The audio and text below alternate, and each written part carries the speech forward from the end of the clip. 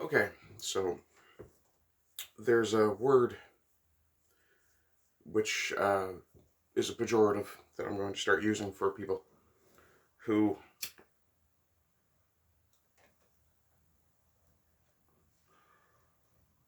either engage in this particularly disgusting behavior and or encourage people to engage in this disgusting behavior. That word is Renfield. Now, for those of you who don't know, Renfield is one of the characters in Bram Stoker's novel Dracula. This is the character that is driven insane and ends up eating insects and attempting to eat anything else that's alive in order to curry favor with Dracula. In the Harry Dresden universe, the Dresdenverse, Renfields are insane, extremely dangerous servants of vampires. The Red Court, I believe, though it may be Black Court, I don't think it really matters at this point.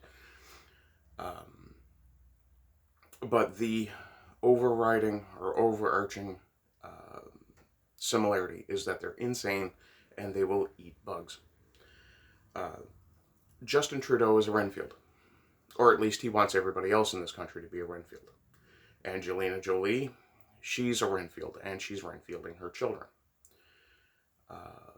Nicole Kidman is clearly paid to be a Renfield, and will obviously do anything for money if you've watched that video.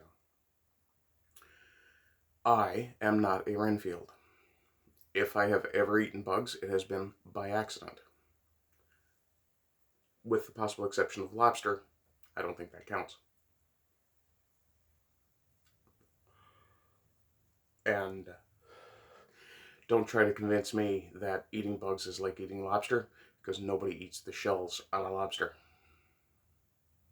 Yeah.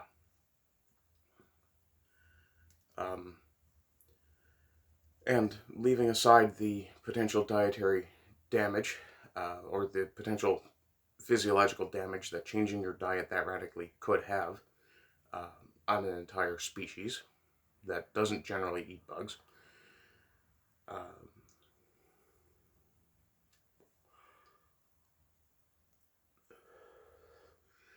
the only thing I can assume from this push is that, first off, Alex Jones was right. They want us to eat bugs and live in the pod. I'm honestly surprised that $85 million has been put aside for research for insect production, sustainable food production, or some silly bullshit. No. You're shutting down farms. Fuck off. And yeah, every day these videos get closer and closer to the YouTube guidelines. I never really cared about the YouTube guidelines that much. If I lose this channel, I'll go to Rumble, I'll go to BitChute. I don't care. But something has to be said. And I'm not overly concerned with my health. What I am overly concerned with is my right to choose. And again, as I've said before, the right to choose is part of the reason I'm moving to the United States. There is a donation link down below if you want to help me do that. In the meantime, any money I get will go towards keeping these videos on the air.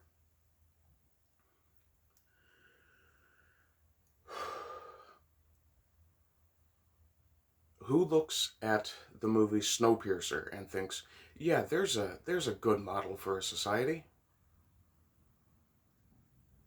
Only the person who thinks they're going to be the engineer would ever think that.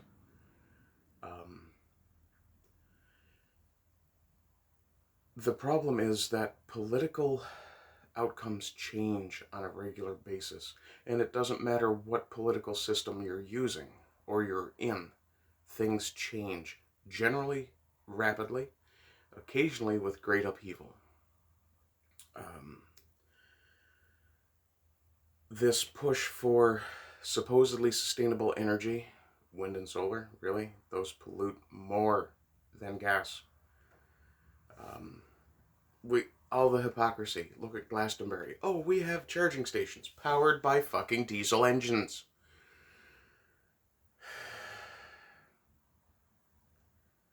Oh, there's a charging point, for example. The nearest charging point to me isn't, well, it's about an hour's drive away. Okay?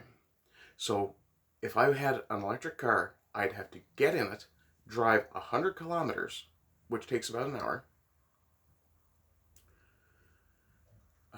So I'd have to eat about a third of the range of this vehicle, because most only have about a 300 kilometer range at full charge. At full charge, mind you. Sorry, that's itching because I got bitten by a mosquito last night. No, I didn't eat the mosquito in vengeance. I swatted the mosquito and most likely threw him out the door. Not intentionally, just because that's just where the swing happened to take him. But if I get in an electric car here, I have to drive an hour to take it to the charger. So that's a third of the range that it would have had anyway, 100 kilometers. Then I have to wait minimum 2 hours for it to charge, which means I can't use that vehicle in that, it's not really a city, but we'll call it an urban area. So I can't use that vehicle to transport myself around that urban area to run errands while I'm letting the car charge. Clearly, because the car has to stay stationary to charge. And then, when I've used a taxi, which I would assume in whatever golden fantasy people have in their heads for this, would be running on electricity. Okay, so then I've used 2 vehicles to accomplish tasks.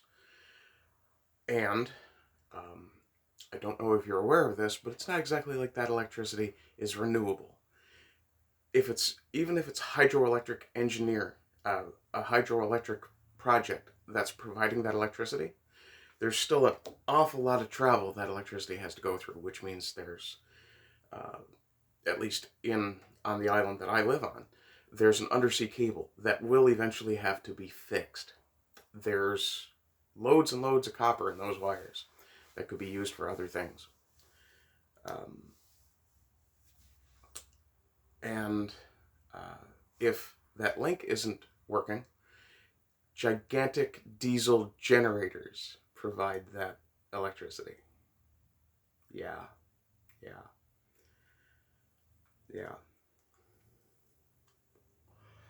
See, it all sounds nice.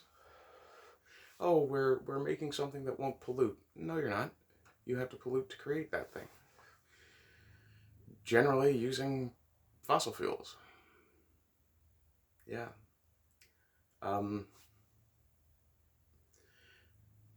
Then when something goes wrong and you want to repair your electric car, you'd better hope that it's not the battery that's bad, because the battery just has to be straight out replaced. And that's 90% of the cost of your vehicle right there. Yeah. If someone had told you when you were a kid and your remote control car ran out of batteries, that it actually costs way more to make batteries than it does to make the electric car, that little electric car, would you have bothered to keep buying electric cars? Of course you would if you were a kid. You didn't understand the issues. Just like these idiots don't understand the issues these days.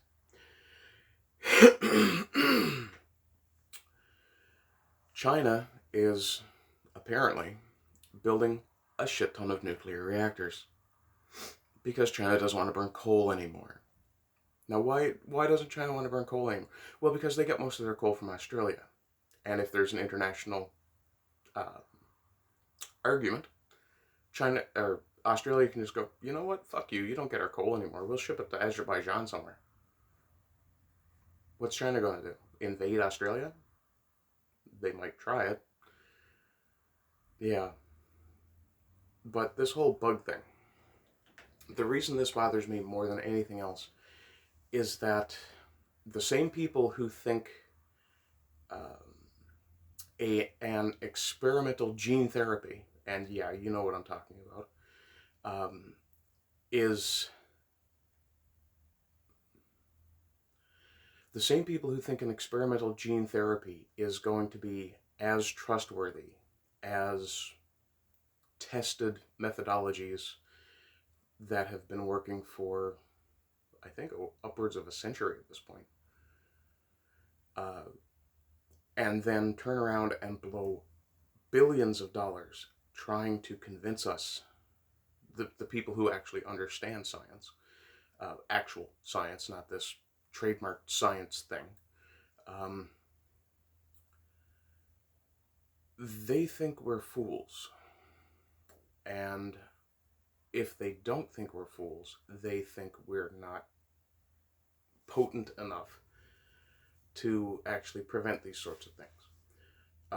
We're also not blind. We see pipelines being damaged and destroyed, food processing plants being damaged and destroyed, billionaires buying up loads and loads of land. The same people, actually, who screech and ree about, oh, you know, the coastlines are going to be underwater in 20 years, are buying coastal properties. Yeah. It's clear that these people don't believe in democracy because they seem to think they can somehow buy their way into being the rulers of the world. Are they aware that all that currency they're building their power with is fiat? It doesn't have any actual purchasing power. When shit hits the fan, shit goes sideways. People who actually farm, people who actually hunt, people who have actual skills, practical skills like building things, we're going to be in a lot better shape than the people who spent their time making money by moving money and programming computers that will immediately revert to being the luxury items they always were. I don't need a computer to survive. I don't need a car to survive. I don't need money to survive. If worse came to worse tomorrow, the only thing I'd be screwed for is the fact that I have thyroid disease. So I'd probably have 1 or 2 good years before I'd be dead. Or at least immobilized to the point that I would be non-functional. But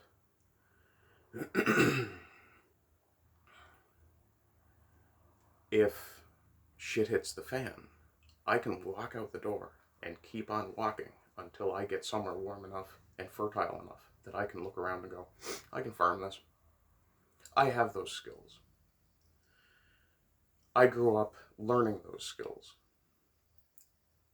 What did someone like Jeff Bezos or Bill Gates grow up learning how to do? Business? Computers? Okay. That's not really going to keep you in the forefront of human society at the end of things. And as often as I hear and tend to agree with people who say things like, there's a violent upheaval coming and all this kind of stuff, while I can see that prediction being potentially accurate, I'm staunchly in the group that wishes and hopes very firmly that that does not happen. What I don't understand is why the people who think they're going to be the new sovereigns can't. In North America, we have been,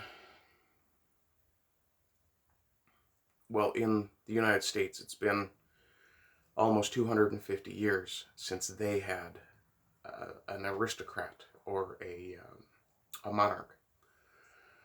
Here in Canada, it's closing on 200. Well, 165, I think is right. It's 155, sorry. But that's still, let's just assume for sake of things that 30 years is a generation. That's still 5 generations. That's out of memory for most people. Britain, I mean, it's in terms of an actual functional monarchy, it's been a long time since you guys had one. And actually, probably about the same time that Queen Victoria gave Canada to the Canadians, which was a mistake, let's be honest. Surrendering empire is always a mistake.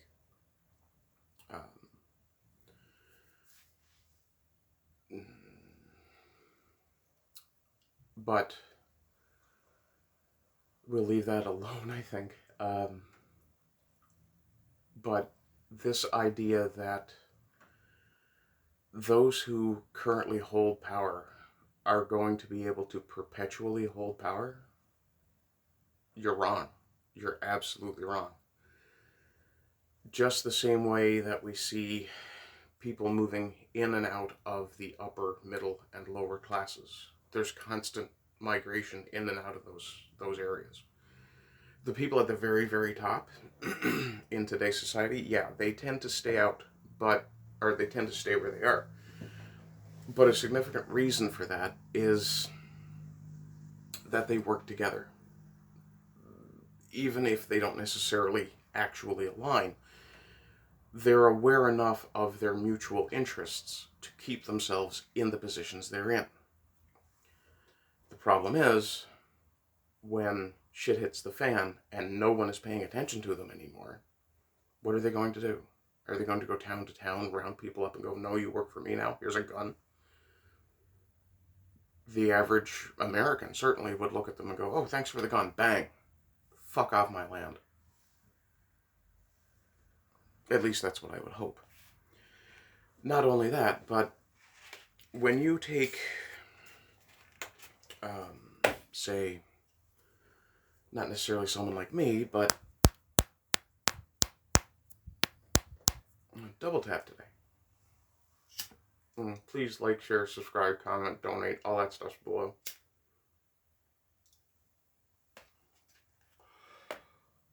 But when you look at situations like the Chavs or the Chop, whatever the hell that thing was called in Seattle a while ago, you have hundreds of thousands of petty asshole fucktards who are just waiting for the opportunity to become warlords. You think those guys are going to eat bugs and, meekly surrender their arms? Good fucking luck.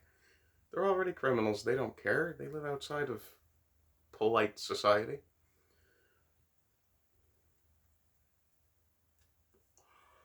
The problems they're going to run into is going to be things like food and infrastructure. Sure, they may take over a tiny portion of a big city, and they may hold it, especially if police forces collapse. But we saw very clearly that these people have no idea how to grow food. Throwing cardboard down in the middle of a grassy field and then piling dirt in it, thinking that's how you grow food. Yes, keep thinking that, yes. The sooner the cities die off, the better. I'm sorry, gigantic urban centers are just cancers. Centralized anything is just cancer. But, and I do realize I'm rambling a little bit, but I mean, if society collapses, if modern American Western society collapses, it's not going to be the white people who are going to suffer the most. The average rural white person, for lack of a better term, is already equipped with skills that will allow them to survive. we have self-sufficiency, hunting, farming. I can go out in the woods and find food, not necessarily the most appetizing stuff, berries and things like that, but I can find it. There's also the hunter, trapper. I've done both of those and know the general principles. Fishing, I've done that. Not with a rod and reel, I'm talking about actual setting nets, setting lobster traps, things like that. I know how to gather shellfish from the bottom of the ocean.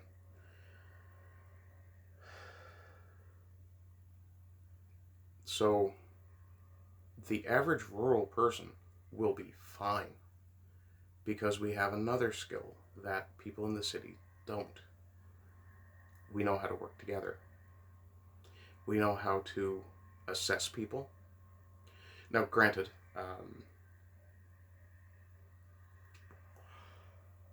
the guys who, I guess, act as shot callers in a gang, they have certain skills. They have leadership skills, by all means. Most of them rule by fear and compulsion, but I mean, the Italian mafia is not going to have a problem surviving in a shit hits the fan situation. They're already armed and they're already organized. They may have to lower their expectations of the lifestyle they're going to lead, but yeah. Anyway, I'm over 22 minutes here now anyway. The one thing I want to leave you with is this. Vote while we still can. And if you don't vote for someone who is actively acting as if they give a shit about democracy, and Trudeau clearly doesn't,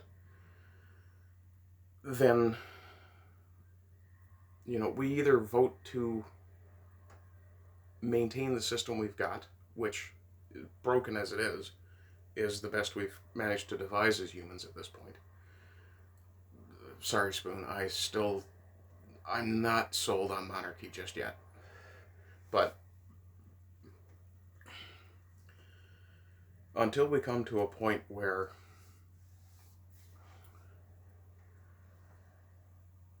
or come back to a point where people are much more cooperative than they are now, and we can definitely thank the supposed elites for creating that fractiousness. Idiots.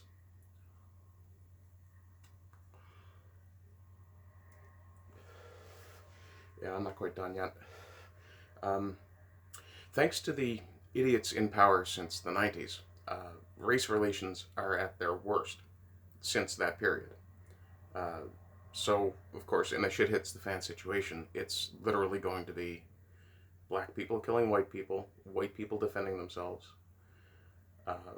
Yes, you're going to get the odd racist white person who's going to go, oh, let's go kill it. Can't say that word. Not on YouTube. But all these racists, people who are honestly angry with people of another race for whatever reason, whether it's legitimate or not, the anger is still there.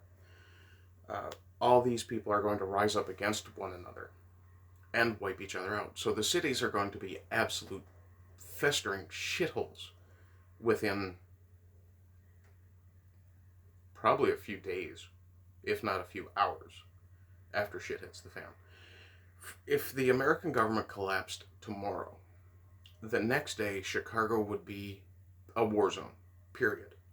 Well, not that it isn't now. Good job, Lori. But all the largest cities, London, Paris, Toronto, Detroit, Chicago, Los Angeles, Baltimore, Washington, D.C., all of these places would be absolute infernos of firefights. There would be nothing but violence going on in these cities. No one would be trying to work together. And the few who did would probably be victimized within minutes. Whereas in the rural areas, places that are heavily farmed, lots of hunters, lots of good people, those people are going to be, well, and fairly homogenous communities as well. So mostly Christian, mostly white, mostly straight, mostly people who have many, many things in common and who already consider hospitality and neighborliness to be a positive. Those people are going to be fine. They will ignore what's going on, probably lock down their roads. I imagine that would be the sensible thing to do. Most of these people have vehicles that can go off-road anyway, so knocking down a road or blowing up a section of highway, it's not really a big deal to these people. The gangbanger driving the Mercedes is not going to go over that much. Even a 1 foot ditch that's 3 feet across is going to be enough to stop a Mercedes.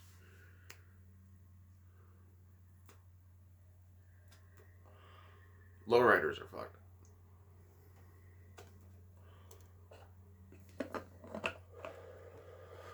But my point is this.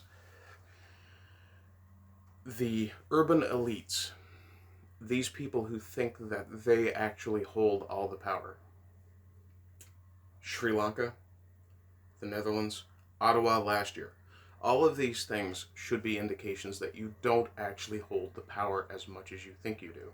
And you should have been paying attention to the role of the sovereign the whole time. The sovereign's duty is to make sure the people are happy and content, not sedated and distracted. Because distraction only lasts so long and sedatives wear off. Anyway, that's 27 and a quarter minutes of me just bloviating into nothingness. But let me give you a little bit of hopium. And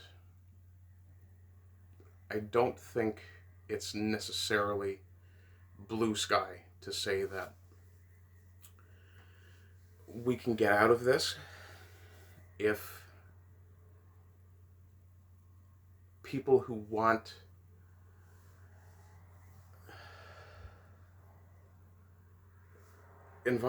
let me just rearrange things. Environmentalists, socialists, social justice warriors, and the elites are all laboring under one big false assumption, that what they have now will endure. I'm a Newfoundlander. Okay, I know my people have gone through horrible, horrible hardships over the course of time. One of my grandfathers and one of my uncles were lost to the sea. One disappeared completely unknown. We have no idea what actually happened to him. There are theories. And one of my uncles was killed by a swinging door that struck him in the head and put him overboard. But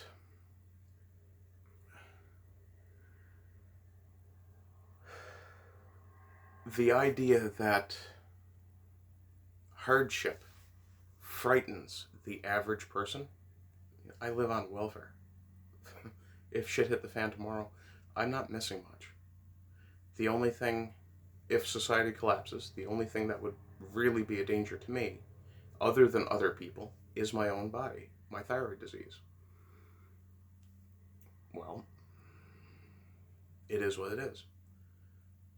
And if I only had a couple of good years left, I'd find somewhere where I could build something for other people to keep them alive. And if that scenario happens, if the nightmare scenario comes to pass, I'm perfectly content to give what little life I might have left, making sure other people are secure. People I care about, people I want to see succeed. Anyway, I can't remember the last time I made a half-hour-long video, and I imagine this is going to take forever to upload, so I will leave it there. I do apologize for the slight black pill, But nature, like the human race, is an enduring creature. And I don't believe for a moment that Armageddon will occur and wipe us all out.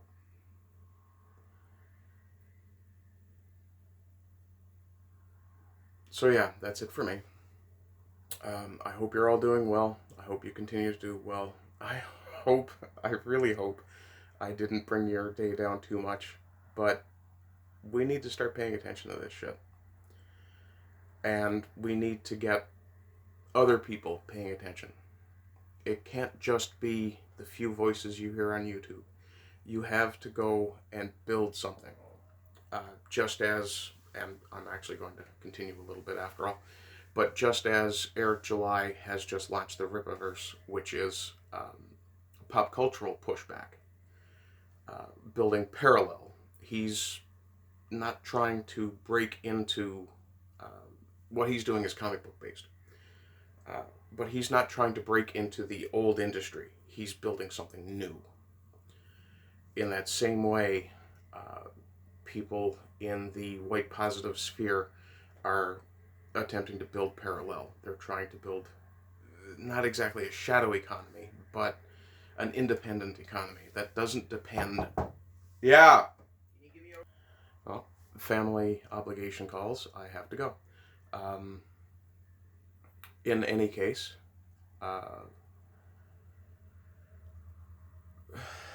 yeah, hopefully that's food for thought. 32 minutes. I have no idea how long this will take to upload. So I will talk to you guys later. If you have comments, anything you want to say, there's YouTube. You can find me on Discord, BitChute, Gab, Rumble. Go for it. Anyway, love you all. Take it easy. Talk to you later. Bye-bye.